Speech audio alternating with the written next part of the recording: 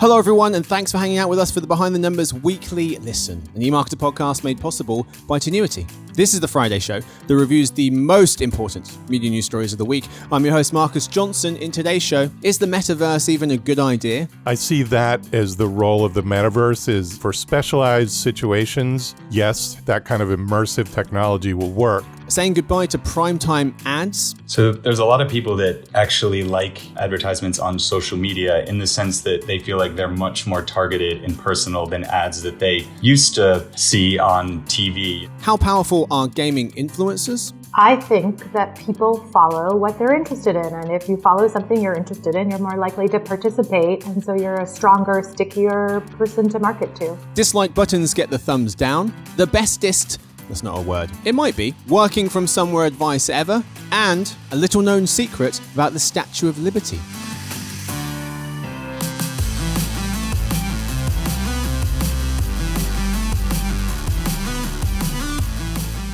All right, folks, joining me for this episode, we have three people. Let's meet them. We start with our principal analyst who heads up our retail practice. It's Suzy Davidkhanian. Hey, Marcus. Thanks for having me. Hey, Suzy. Thanks for joining us. We're also joined by our TV and video principal analyst who heads up our advertising and media practice. It's Verna. Great to be among the huddled masses. Hey, chap. We're also joined by one of our senior forecasting analysts. You'll know him as Peter Vahle. Thanks for having me, Marcus. Hey, buddy. So, what do we have in store for you today? Well, there's 4 segments as per usual, but the things we're talking about will vary. We're going to start with talking about whether the Metaverse is even a good idea. That's our story of the week. We move to the game of the week, where our contestants, Suzy, Paul, and Peter, will go head to head, give us the best takeaway they can from each of the 4 stories we have for you, and win a championship belt. We then move on to working from somewhere. We talk about what it's like to work from somewhere. And then finally, dinner party data, where we talk some random trivia. Let's start with the story of the week. That's where we always begin. Is the Metaverse a good idea? It's a fair question. The Metaverse is being defined by Facebook, Microsoft, and others as the virtual world that will usher in the next phase of the internet. In this world, we have digital versions of ourselves called avatars. Ethan Zuckerman, professor and director of the Initiative of Digital Infrastructure at the University of Massachusetts at Amherst, recently wrote a piece in The Atlantic titled, "Hey Facebook, I made a Metaverse 27 years ago. It was terrible then, and it's terrible now." So, it got me wondering, is the Metaverse even a good idea? According to one of Facebook's earliest investors, Roger McNamee, he doesn't think it's a good idea at all, saying that Facebook should not be allowed to create a dystopian Metaverse. And the fact that we are all sitting and looking at this like it's normal should be alarming to everyone. So, folks, we'll start with an opening question of, is the Metaverse a horribly dystopian concept, or the next step for the internet as a whole, not just Facebook? I think the metaverse in and of itself is a great idea, right? If you think about retail and shopping, a place where people can come together, it's a social place where you can try things on without going to the store. Think about all the times retailers have blamed poor weather on bad sales. So in some ways, I think it's a great place and a nice next step from the internet. I don't think it'll replace the 2D internet. And I definitely think it's a bad idea when it comes to one singular company like Facebook, who appropriates a concept that has been in the works for years and makes it their own. And then it's especially bad when it's a company that is already having issues around privacy and misinformation and the sharing of news that is not great. Okay, so happy to go down this path.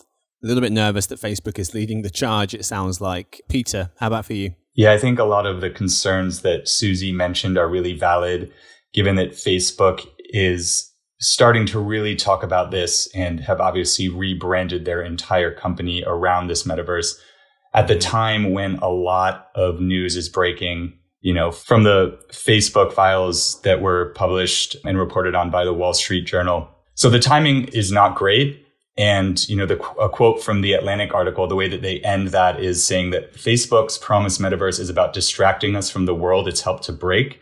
And I think that's sort of the core of why it's a little disturbing for a lot of people, although the idea is really interesting. And we see companies like Microsoft start to use it in a way that a lot of people see as really productive when it comes to sort of workplace productivity and making virtual meetings a little more exciting and engaging. And as Suzy mentioned, there's a lot of great retail opportunity. So there's a lot of positive things, but Facebook being at the helm of it at this moment in time is what makes it very dystopia.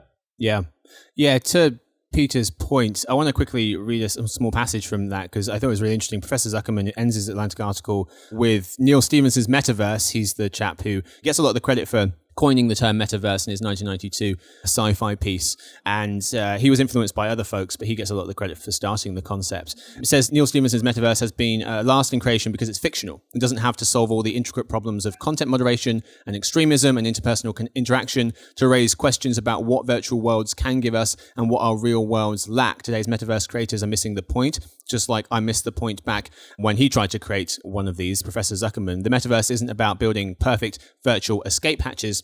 It's about holding a mirror to our own broken, shared world. Facebook's promised metaverse is about distracting us from the world it's helped break. Paul, where do you land? Well, I very much agree with Suzy and Peter on their concerns about Facebook appropriating this concept.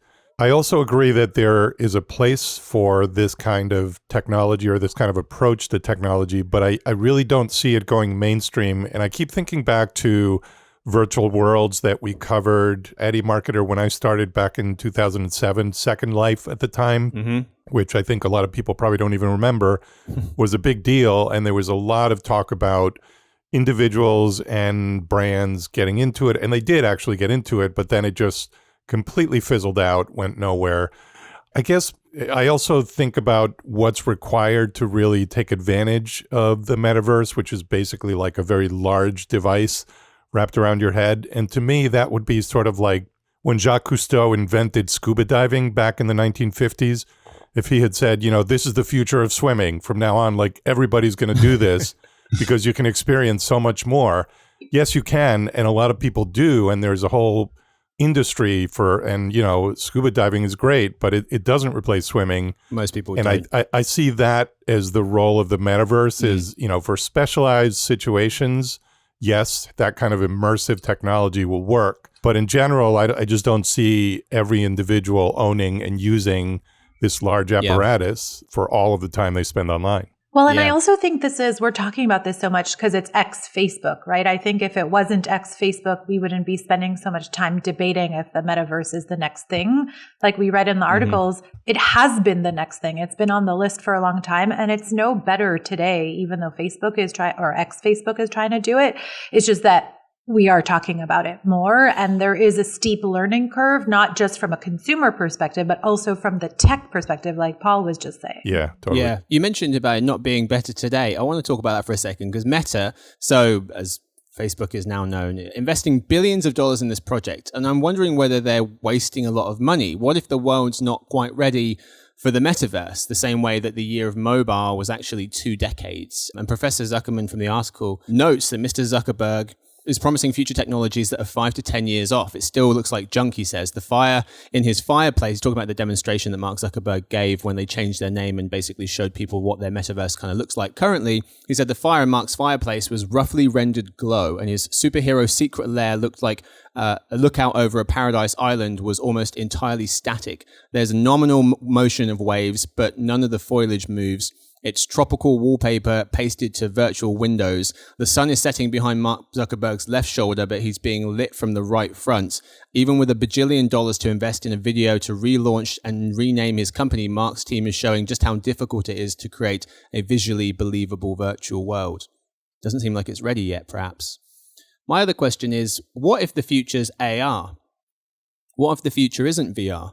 What if the future, to Paul's point, isn't everyone putting on a headset, and that's actually for specialized situations, but instead overlaying graphics, digital graphics onto the real world, whether that's looking through your phone, whether that's putting on some specialized pair of glasses for whatever reason, you know, not wearing them all day, perhaps maybe that's a bit excessive, but wearing them for certain situations, maybe for meetings, maybe whilst you're watching TV and the graphics get overlaid around your TV or on your coffee table. I'm still not sure that the future of the internet has to live inside the virtual reality headset. Yeah, that was kind of the promise of like Google Glass and Snap, forget what they were called, like all of those products that, yeah, all of which I think were probably a little bit ahead of their time, but maybe more promising because they're less obtrusive.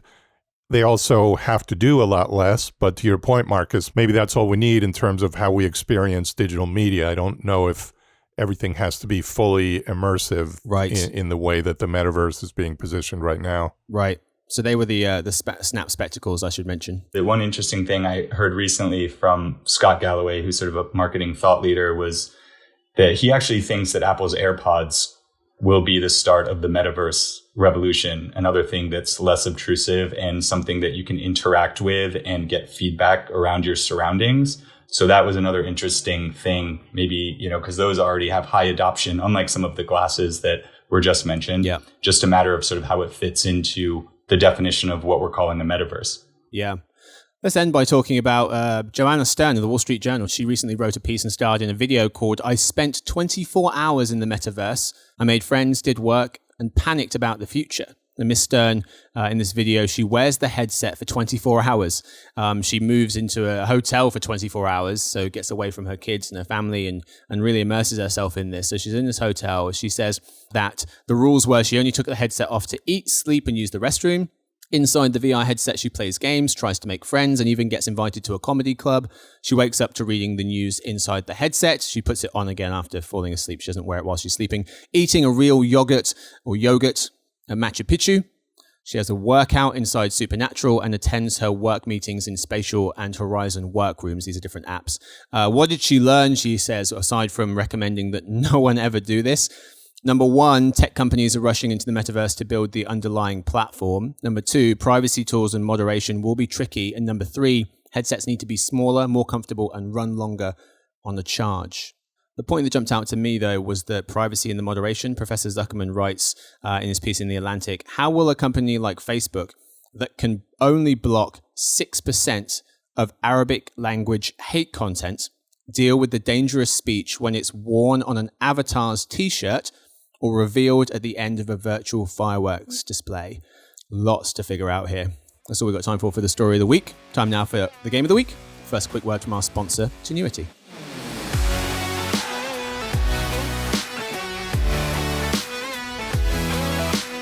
Media is no longer a mass reach vehicle. Fragmentation is an understatement. Media is now about connecting with people in a personalized way, in a way that reflects their data privacy. Rethink Media, rethink performance with Tenuity, the largest independent performance marketing firm across streaming TV and the triopoly of Google, Facebook, and Amazon. Find out how at rethinkperformance.com.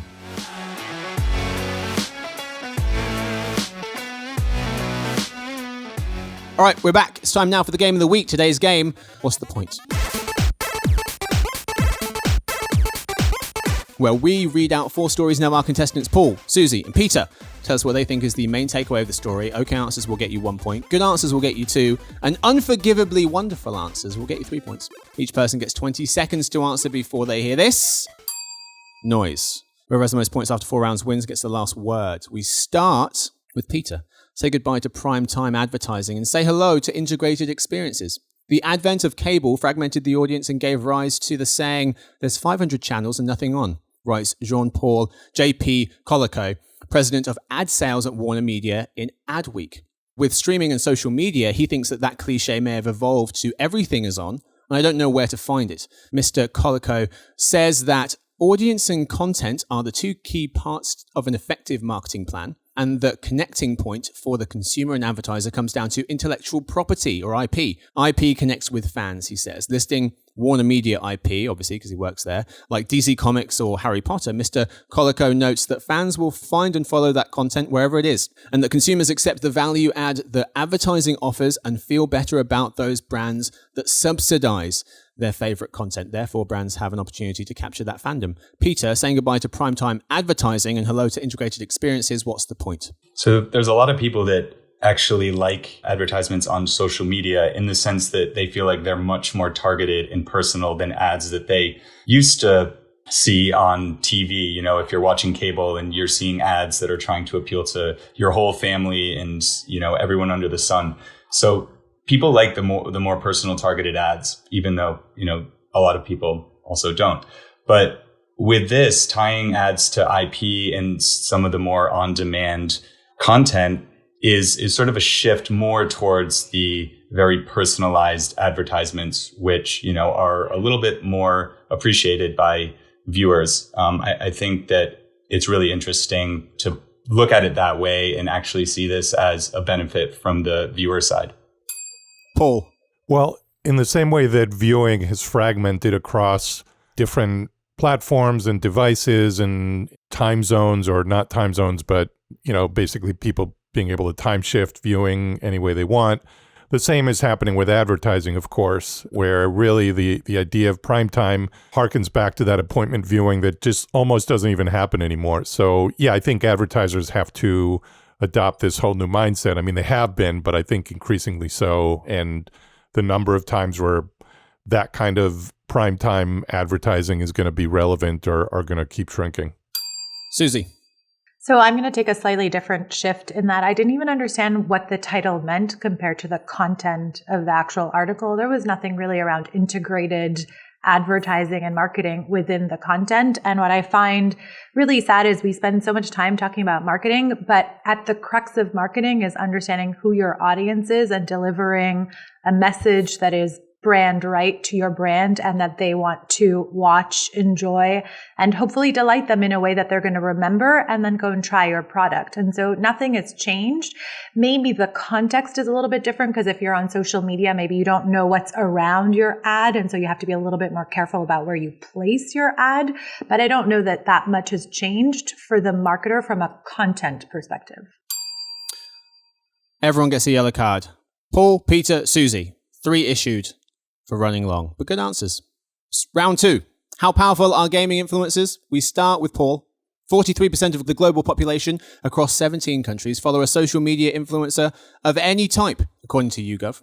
On the high end, 75% of folks do in countries like the UAE. On the lower end, 29% of folks follow a social media influencer in the US, 22% in the UK.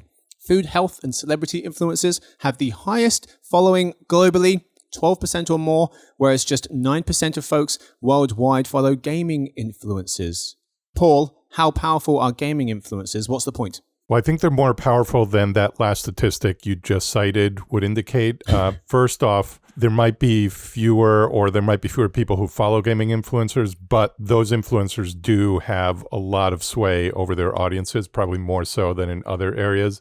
The other thing is that when you segment it by demographic, men 18 to 24 definitely follow a lot more gaming influencers than do other age groups. So if that's your target audience, then that's a great way to reach them. Suzy.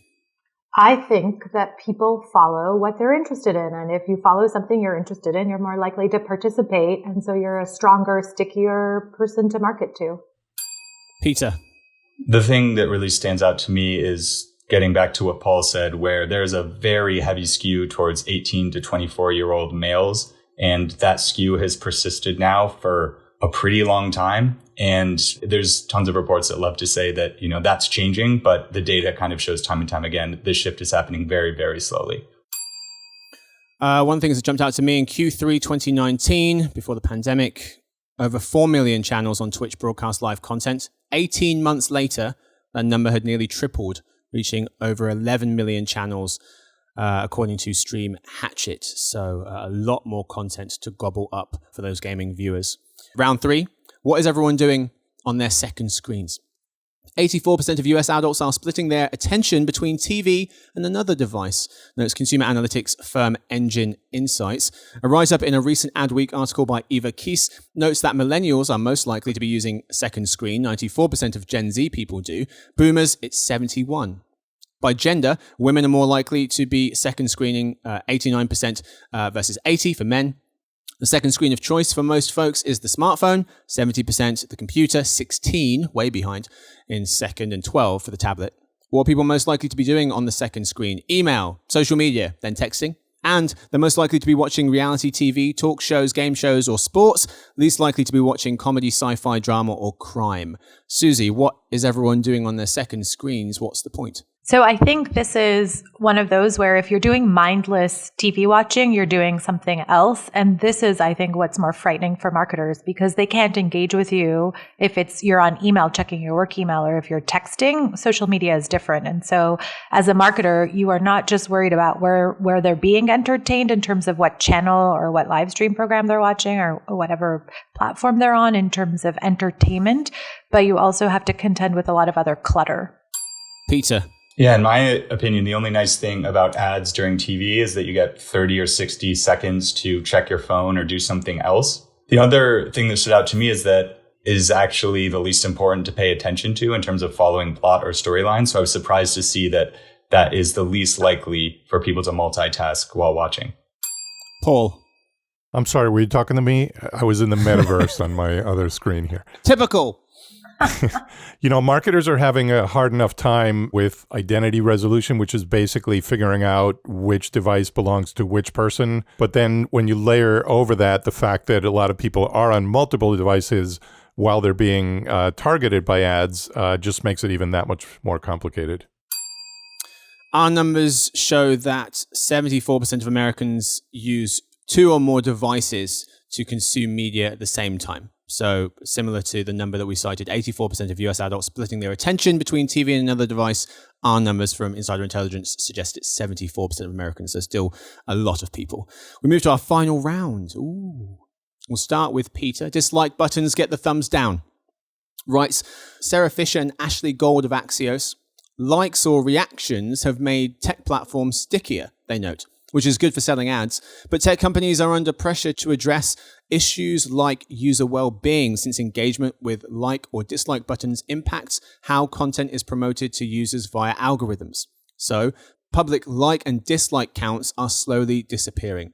YouTube is the latest to recently phase them out, making dislike counts invisible to users, but still letting creators see them behind the scenes. A recent experiment by YouTube found that people were less likely to harass users by intentionally disliking videos when the counts were invisible, and that the dislike button was used to disproportionately target smaller channels and newer creators. Peter, dislike buttons getting the thumbs down. What's the point? I'm always shocked when I'm watching an enjoyable, harmless video on YouTube and I see it has thousands and thousands of thumbs down.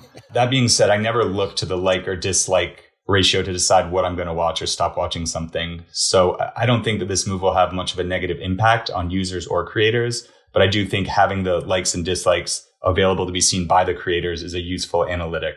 Yeah, when you do see them, you're always like, who would thumbs down this? And then when you don't see one, you're like, hang on a second, this is suspicious.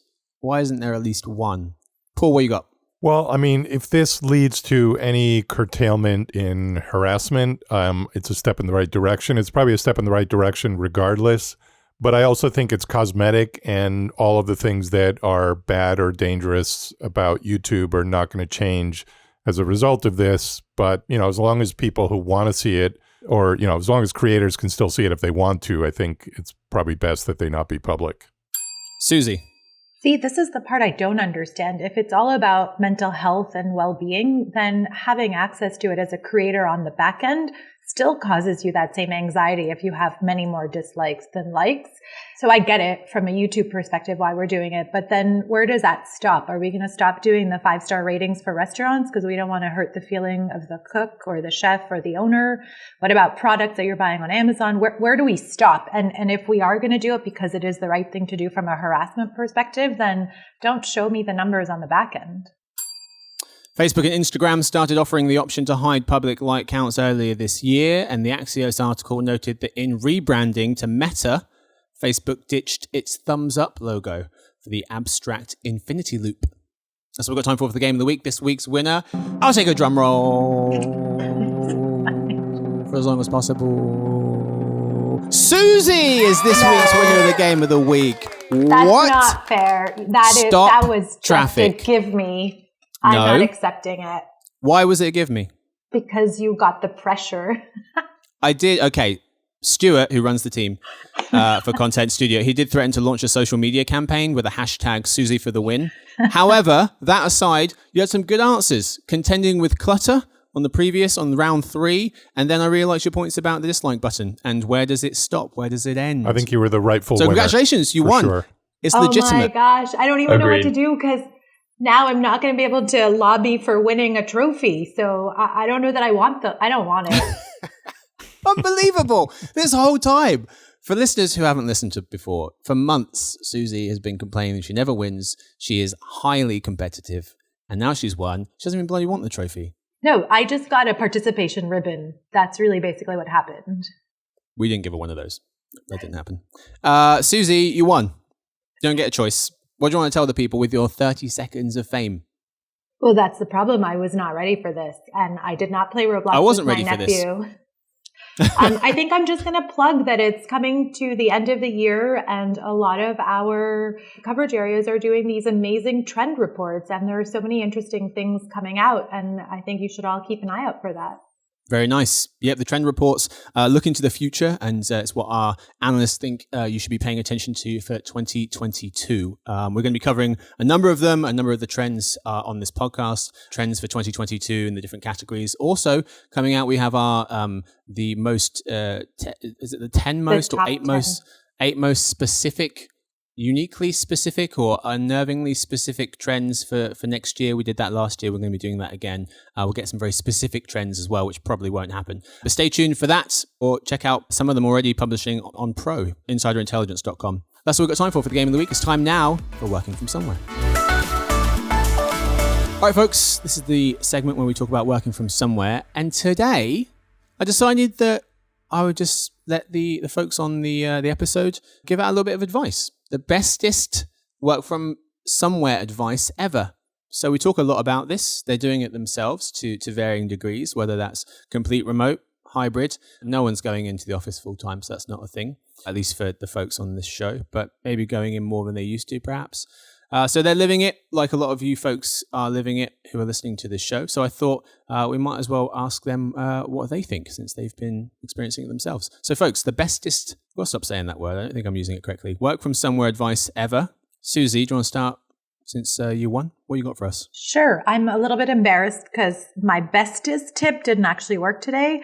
It's to get a cable for your internet Wi-Fi so that when you're home and your Wi-Fi is down, that you don't feel stressed about it in big meetings. You just plug in your cable. However, that did not happen today. And for whatever reason, my cable did not work and I had internet issues. Took us 2 hours to get this recording going. Literally. Yep. Literally, it was the worst experience of my life. I felt very stressed tip. that everybody was waiting for me. So you got to figure out how to use the cable properly. It's, of course, this week is the first week it hasn't worked. But that would have been my best tip ever. Ethernet cable. Yep. Good shout. Peter. I have 2, and they're pretty straightforward. First one is I like eating lunch away from my desk, so away from the screens. Anywhere in particular? About 5 feet that way. So I don't travel very far, but it's enough to make a difference, and it's just a nice way to break up the day, even if it's only 10 or 15 minutes. Very nice. And number 2 is if you drink coffee, invest in a good coffee machine so you don't have to go out and get coffee every single day and pay $4. I thought you were going to say so you don't have to drink instant coffee. Peter, did you know that Marcus drinks instant coffee? I mean, I might too sometimes. A lot of people drink. Yeah, exactly. Suzy was getting on me today about it and then was like, oh, by the way, I do it as well. I didn't know that. And it's Since probably the pandemic. Probably something he didn't feel comfortable sharing.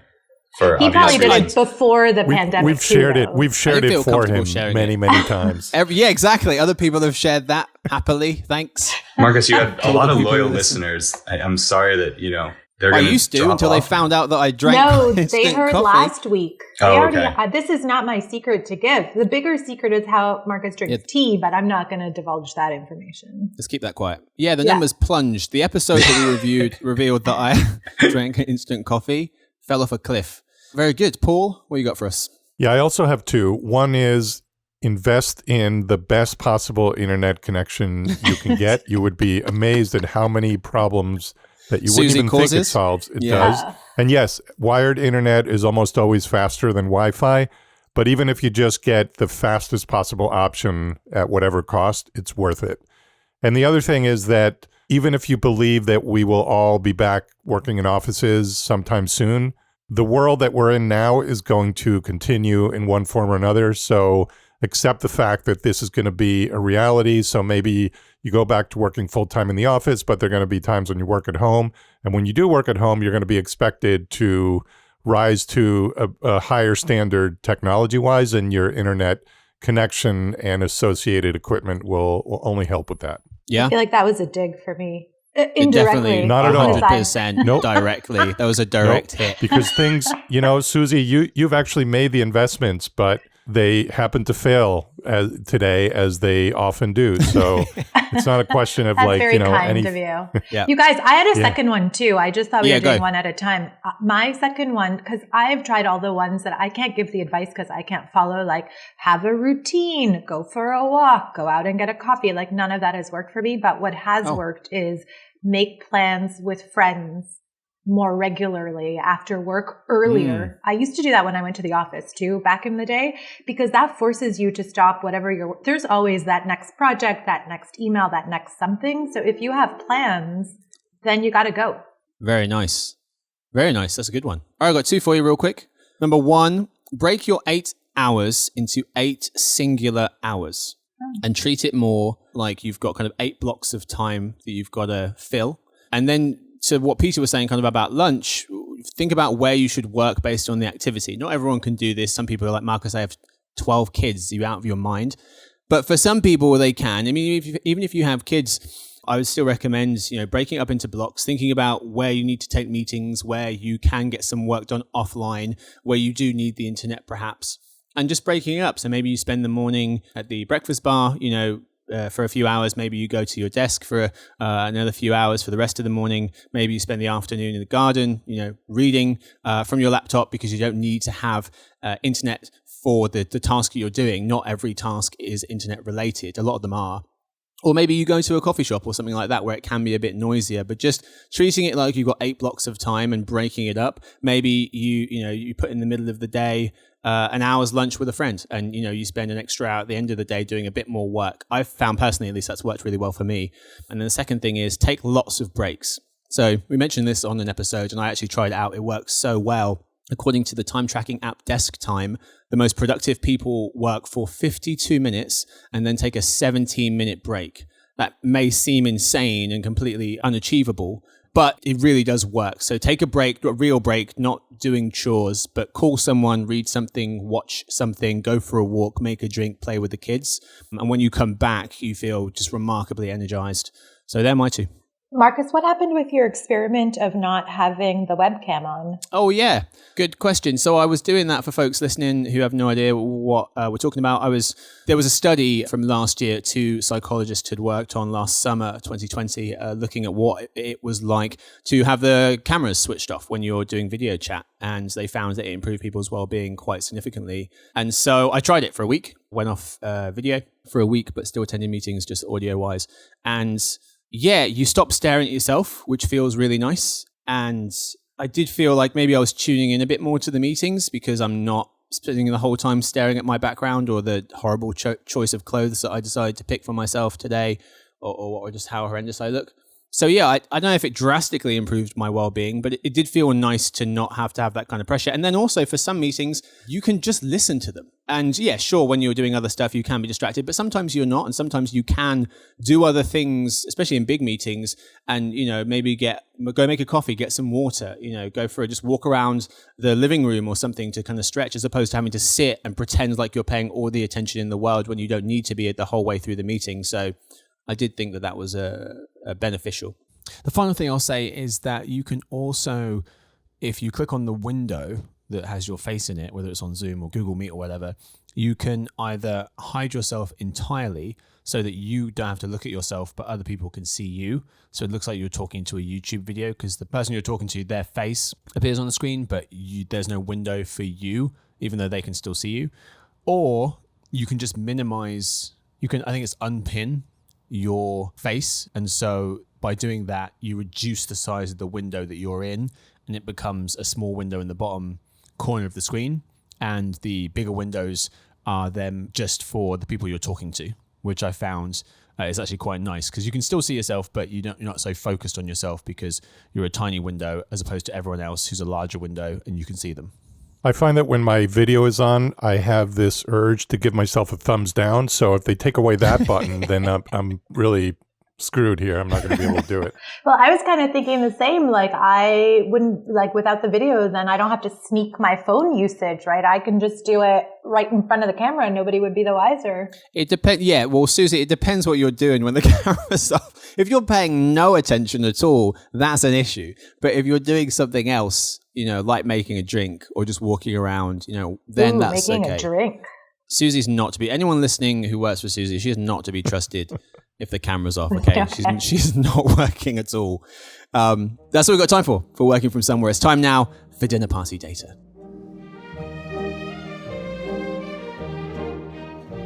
This is the part of the show where we tell you about the most interesting thing we've learned this week.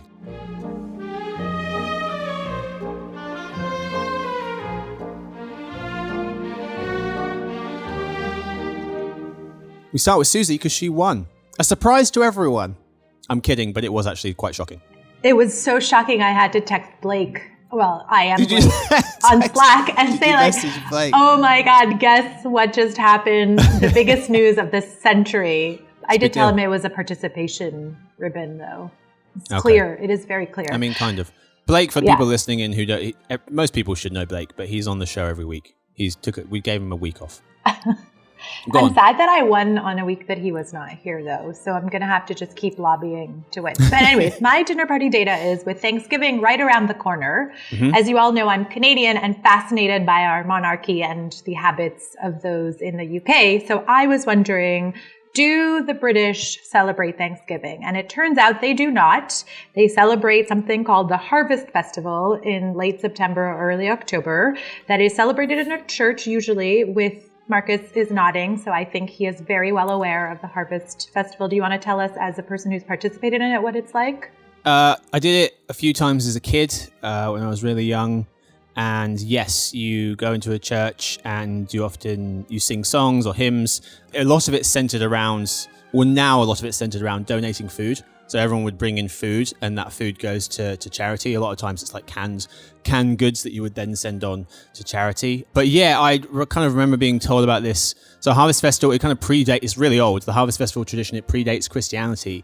And it comes from an old English word, which I can't pronounce, but it's kind of spelt like... Horkey or something like this? Harfest? I don't know. But maybe you have a different word. It basically means autumn or fall. But yes, there's some religious associations to it now, Pagan, but by and large, religious. Yeah. Well, it used to be, but then the church adopted it. Yeah. Yes. And so now, you sing songs in a church and donate food. And there's a lot of countries that have it. There's supper. It's like a big deal. There's dancing and music. And there are corn dolls that I guess dress tables. Maybe this is from the pagan times. And that are kept till the spring so that you can make sure that the gods that celebrate harvesting come back to you and are kind. So this brings us to the US and Thanksgiving, which is coming up. Do you guys know what, according to Instacart, that did an October survey or facilitated a survey in October, do you know what percentage of the US population eats a pie at Thanksgiving? Everyone, 1,000%. 99.9. So close. Oh, it's taking the under. 94%. And can you guys guess which one is the most popular flavor? Pecan. Apple. Pumpkin. Pumpkin it is for the win. 31%. Of course it's pumpkin. Said Paul. Pumpkin. 18% said apple, and also 18% said pecan. Pecan. Ah, man. And that is my data for you. Very nice. So, two things quickly. One, if you go to England and you're looking for a Harvest Festival celebration, you won't find it. Like, no one does it anymore. You might, if you go to school and you're like 9 or 8 years old and you have to participate, then you will. But by and large, some religious people, I guess, like at churches, it might be a thing, but most people won't know about it. They do have it in Australia and Sweden and India and other places, so you can find it there maybe. But I was reading about Thanksgiving. Apparently, America, we gave it to you. Early English settlers took the idea of harvest Thanksgiving to North America, with first Thanksgiving, which was celebrated by the religious refugees from England known as Pilgrims in 1621. They invited Native Americans to a harvest feast at the Plymouth plantation to celebrate a successful crop, and turkey wasn't a thing. It wasn't a thing that it was a thing, but they didn't eat it. They had goose, lobster, fish, and deer. Lobster! Very fancy. But yeah, we don't have it because we have the Harvest Festival, but we also have a Sunday roast. So every Sunday, basically so every weekend, every Sunday, you have the option of eating what is basically a Thanksgiving dinner from your local pub. So you go to the pub, Thanksgiving dinner is there. It's just called a Sunday roast. So we cheat and we have it every single week. It's amazing. Who's next? Who do we have? Has anyone else gone?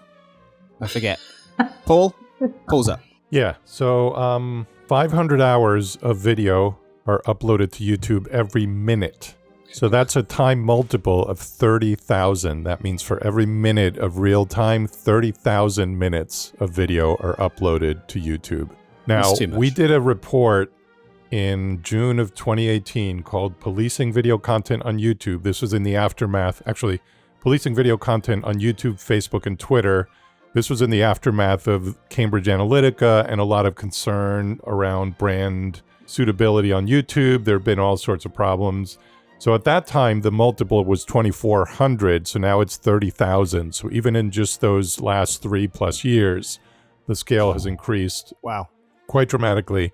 Another related stat, so that the one I just cited was about the amount of time that's uploaded to YouTube, but the amount of time that's spent watching videos is 3.25 billion hours per month. So I did some math, and if you took all of the videos that are watched on YouTube in a single day and you strung them together end to end, anyone want to guess how long it would take you to watch those videos? Forever. Yeah. Infinity time. Not quite, but I think for the purposes of most of us in our lifetimes, yes, because the number is 1,236,682 years. Wow. So Which is- 1.25 million years it would take to watch all of the videos that are watched on YouTube in any single day. So these stats, to me, like, I can't even wrap my mind around these numbers, but No. you know, this is not to excuse YouTube or any platform for all the stuff that happens that we talk about all the time, but it does give you an idea of just the scale of the platforms when you're talking about that many users and that much content. It's just mind-boggling how you even control that. Yeah. It's frightening. Peter, what you got for us? So I'm extremely excited about the most expensive TV show of all time. And do you guys know what it is by chance? Game of Thrones. Bachelor? It's coming Suzy? out. It's Or no, kidding. coming out Yeah, relatively it's soon. totally Bachelor. One that I'm less excited about, but I'm sure expensive. Is it Game of Thrones? It's not, but it's in the realm of fantasy. So the budget of the first season of the Lord of the Rings prequel show is estimated to be around $465 million. Wait, you said TV show. It's going to be a Wait, show. so multi-episode? Yes. It's going to be a Okay. show, Oh, wow. a series that is going to run anywhere from, maybe 3 to 5 seasons. So $465 million is the budget for the first season. So that means if there are 10 episodes, that's roughly $47 million per episode. And that would make it just by far the most expensive season of a show ever produced. Does that include salaries? Do you know? I don't know. This is actually coming from what Sorry. Stuart Nash, the New Zealand Minister for Economic Development and Tourism, said. That's the price that he gave for how much Amazon is spending. Yeah, Stuart, you can trust him. Yeah, I can trust him because they're filming a lot in New Zealand, which is why he's the one saying that. They're doing a lot of the filming there. It better be really, really, really, really good. And just for a little bit of context, IndieWire. I'm getting these numbers from IndieWire, but the original Lord of the Rings trilogy cost about $280 million to make. The Hobbit trilogy, $623 million to make. And the Game of Thrones final season was only around $90 million. So if you're comparing the Game of Thrones final season to the first season of Lord of the Rings, it's about 5 times as expensive. Wow. But for Jeff Bezos, it's pocket change. I'm telling you. Yeah. Wait, what is that compared to like Friends? Remember when that was like a big deal that it was so expensive? But it was mostly the salaries, I think. Yeah. Right. Yeah, the one location. Cheeky. Yeah. Very good. Very good. All right, 2 quick ones for you. Number 1, malls and casinos fool us with the Gruen transfer. So one thing that malls and casinos have in common, aside from the crowds and spending, is that there are barely any clocks or windows. So the people inside, this creates a scripted disorientation called the Gruen transfer that makes them lose track of time. How is that not illegal? It's like subliminal messaging, which has been illegal since '58.